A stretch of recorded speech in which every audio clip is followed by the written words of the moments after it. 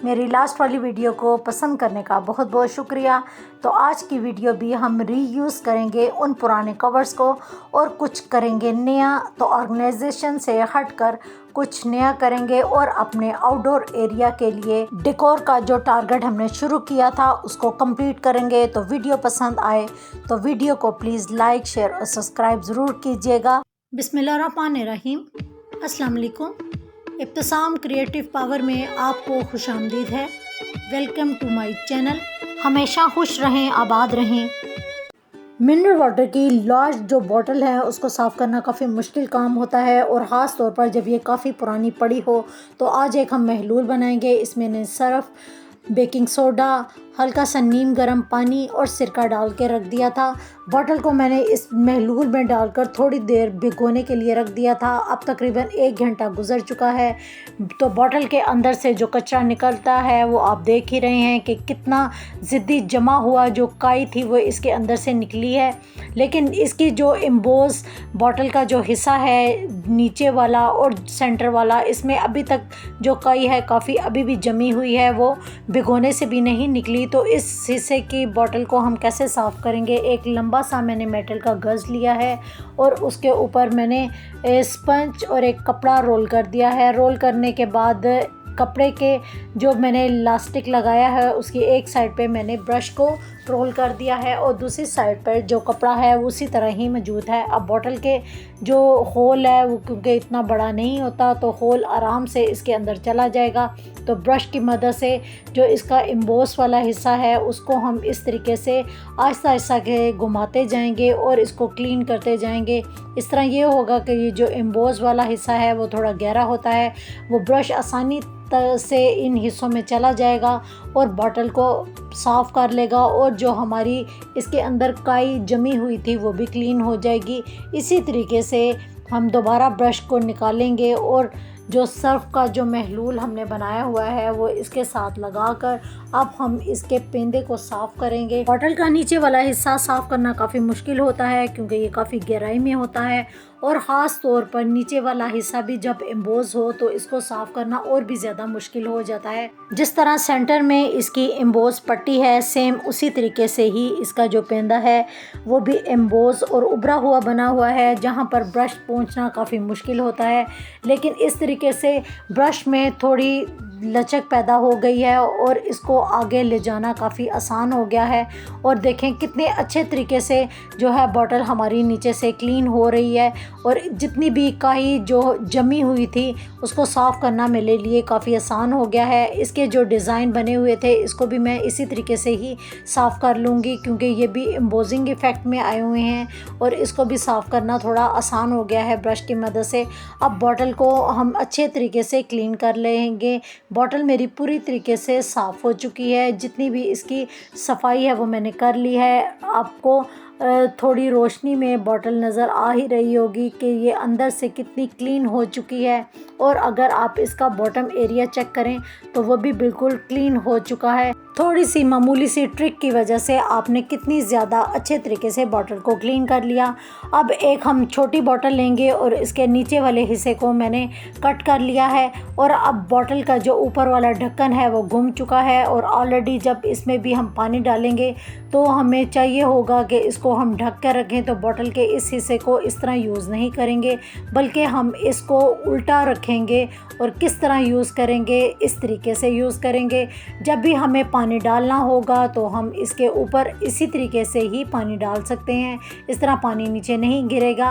और जब भी हमें इसको यूज़ नहीं करना तो तब हम इसका ढक्कन बंद करके इसको दोबारा से एज ए ढक्कन के तौर पर या कवर के तौर पर यूज़ कर सकते हैं। तो इस तरीके से हमारा पानी भी जो है बॉटल के अंदर सेफ़ रहेगा, कोई चीज़ वगैरह इसके अंदर डलने का डर नहीं होगा और हम आसानी से पानी इसके अंदर फिल भी कर सकते हैं और स्टोर भी कर सकते हैं। समर सीज़न स्टार्ट होते ही हशरात का एक झुरमुट सा आके हमारे घरों को आ घेरता है और इसी तरीके से जो आपको छोटे छोटे सुराख इस स्टेयर्स के अंदर नज़र आ रहे हैं वो भी हशरात से भरे पड़े हैं। यकीन करें इसके अंदर जो बी है उन्होंने अपने घर बनाए हुए हैं जो काफ़ी ख़तरनाक हैं, और स्टेयर्स ऊपर चढ़ते और उतरते हुए ये बी जो है वो हमारे पाँव पे काट रही है और इंतहाई मुश्किल हो गया है इनसे पीछा छुड़ाना। तो इसके देखें स्टेयर्स में एक सुराख नहीं है बल्कि 3 बड़े बड़े सुराख हैं। इसको पहले भी मैंने काफ़ी कोशिश की थी कि इससे छुटकारा पा सकूं, लेकिन काफ़ी खौफज़दा हो गई कि कहीं ये काट ना लें किसी को। तो मैंने आज एक स्ट्रेटजी अपनाई है, वो भी आपके साथ शेयर करती हूँ। इसके सबसे ऊपर वाले जो सुराख हैं उसको सबसे पहले मैंने कवर करने का सोचा, क्योंकि ये स्टेयर्स ऊपर जब चढ़ते हुए हम चढ़ते थे तो बी हमारे पाँव पे काट लेती थी और इस तरीके से काफ़ी ज़्यादा दर्द और तकलीफ़ का सामना करना पड़ता था।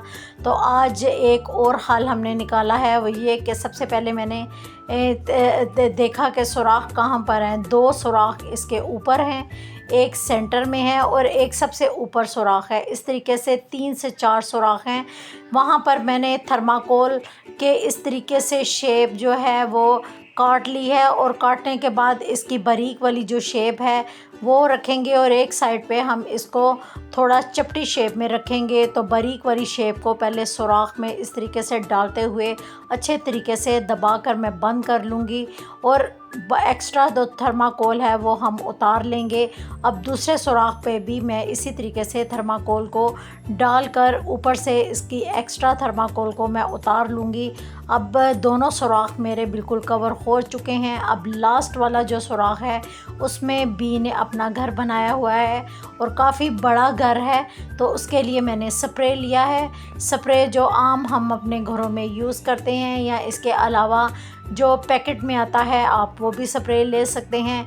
मैंने स्प्रे इसके अंदर कर दिया है। जो स्प्रे करने की वीडियो है वो थोड़ी मिस हो गई है क्योंकि हम डर रहे थे और भाग रहे थे, तो उस लिहाज से ये वीडियो मिस हो चुकी है, और इस तरह हमने बी से छुटकारा पा लिया। अब यहाँ पर स्टेयर्स के नीचे मैंने पैरट का केज रखा हुआ था, लेकिन रोज़ रात को जो कैट्स थी वो आकर इसके ऊपर हमला कर देती थी।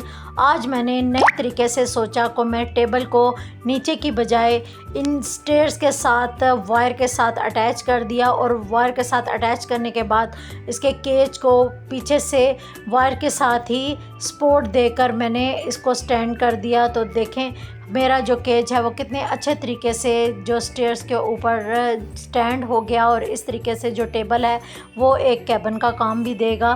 कैबिन किस तरीके से बनेगा, तो इसके अंदर मैंने एक पट्टी रखी और ऊपर केज को सेट किया। टेबल से मैंने एक कैबिन का काम लिया, और इस तरीके से जो पैरट का दाना और दूसरी चीज़ें थी वो मैंने इस टेबल के अंदर इस तरीके से रख दी।